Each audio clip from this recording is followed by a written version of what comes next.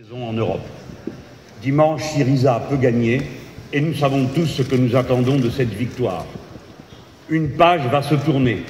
Nous en aurons fini avec l'abjecte situation que nous connaissons depuis maintenant tant d'années et pour les Grecs au moins depuis 2010, le martyre des peuples pris à la gorge pour acquitter uniquement les intérêts des banques, pour un jeu d'écriture, une dette impayable, mes amis, qui ne sera jamais payée, ni en Grèce, ni en Espagne, ni au Portugal, ni en France, jamais, parce que c'est impossible. Parce que c'est impossible, sinon à moins d'annoncer au peuple que dorénavant nous n'avons plus d'autres projets de société que de payer sans fin cette dette. Dès lors, notre libération commence.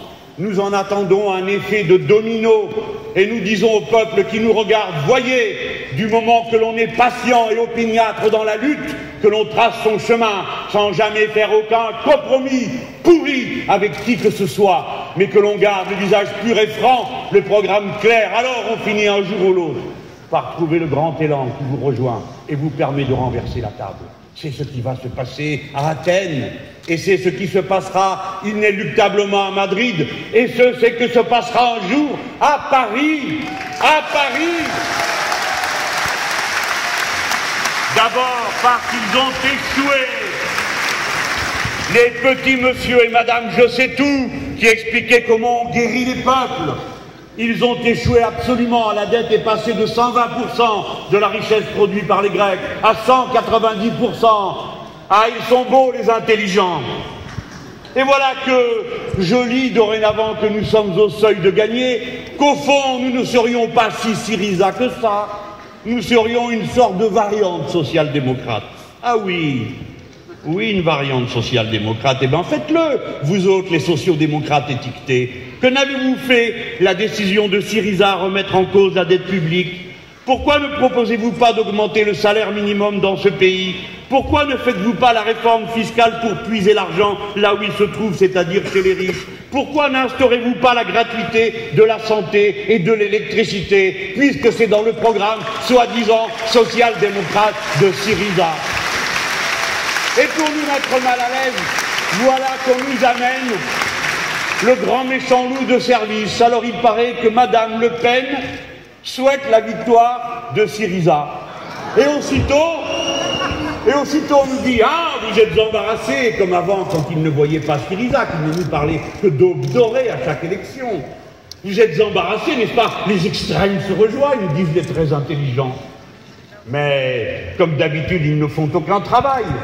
Car figurez-vous que le parti allié de Madame Le Pen, le parti Front National en Grèce, il s'appelle Parti Laos. Et ce parti gouverne avec la droite et les sociaux-démocrates.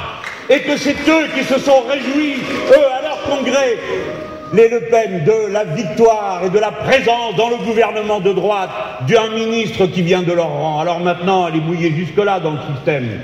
Et elle essaye de se racheter une espèce d'innocence dans la situation. Non, maintenant on va commencer à parler de rue sur ce continent. Et je commence par le commencement, à quoi je me tiendrai à cet instant. La dette. La dette de la Grèce ne peut pas être payée. Par conséquent, il faut que les gouvernements allemands comprennent que ce qui a été bon pour eux, après la déroute de 1945 qu'il avait fallu leur infliger, c'est-à-dire l'annulation de leur dette, est bon pour la Grèce qui n'a rien fait à personne et qui mérite que sa dette soit annulée.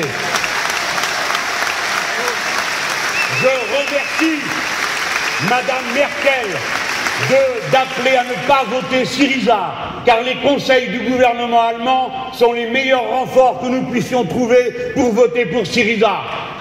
Et je dis à M. Schäuble qu'il va falloir lui aussi qu'il change de ton, parce que Alexis Tsipras a rappelé que le gouvernement allemand d'alors avait fait payer à la Grèce occupée les frais de l'occupation, ce qui représente 168 milliards d'euros actualisés aujourd'hui.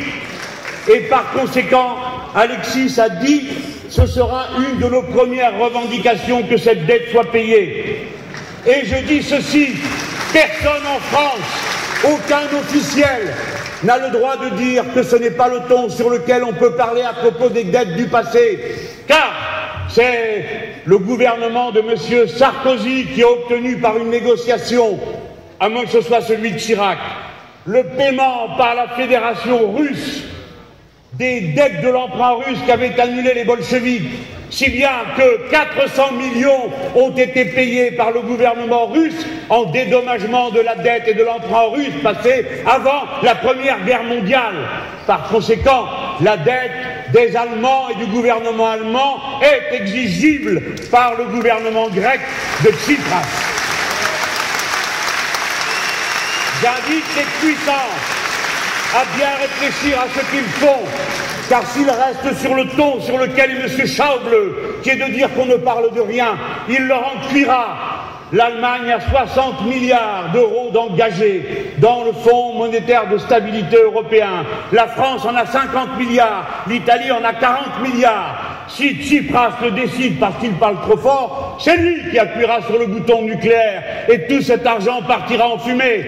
Mieux vaudrait discuter sérieusement que la Banque centrale paye comme on le demande depuis le début, et on aurait épargné ce martyre au peuple grec, et on aurait facilité le redécollage de toute l'Europe si l'on n'avait pas appliqué leurs solutions ineptes qui ont produit ce martyre. Et maintenant, la Banque centrale doit mettre la main à la poche, et le gouvernement allemand doit mettre la main à la poche. Herr Schäuble, Sie müssen die Kriegsschulden der deutschen Besetzung in Griechenland bezahlen. Vous devez payer la dette grecque.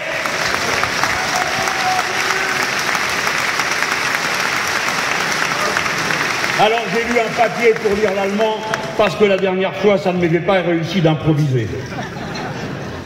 Voici ce que nous attendons ce soir. Un effet domino.